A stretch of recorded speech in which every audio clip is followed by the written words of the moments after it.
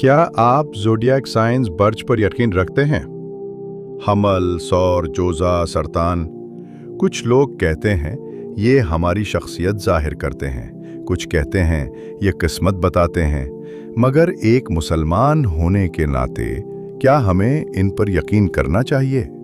रोब सोचिए, आप इंस्टाग्राम या टिकटॉक स्क्रॉल कर रहे हैं, अचानक एक पोस्ट आती है, अगर आप कौस हैं तो आज प्यार में कामयाबी मिलेगी, या कोई दोस्त दूर हो जाएगा। दिल कहता है शायद सच हो।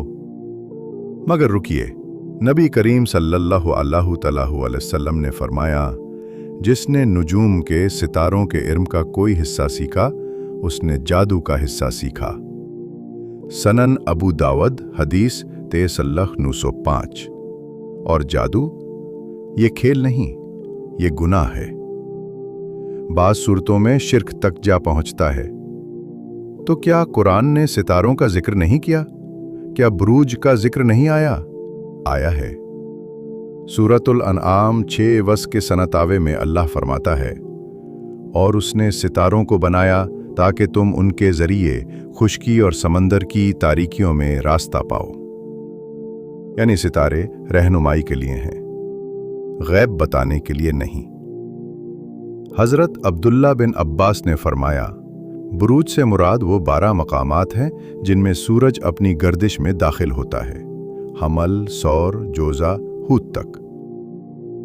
लेकिन उन्होंने कहीं नहीं फरमाया कि ये बुर्ज हमारी किस्मत बदलते हैं। इस्लाम का पैगाम वाज़ेह है, सितारे निशानियां हैं, खुदा नहीं।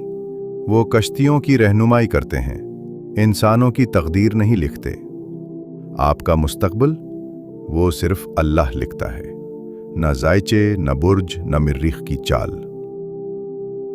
तो जब अगली बार कोई पूछे आपका बुर्ज क्या है, बस मुस्कुरा कर कहिए, मेरा नसीब मेरे रब के हाथ में है, ना कि सितारों में। और बस यही काफ़ी है।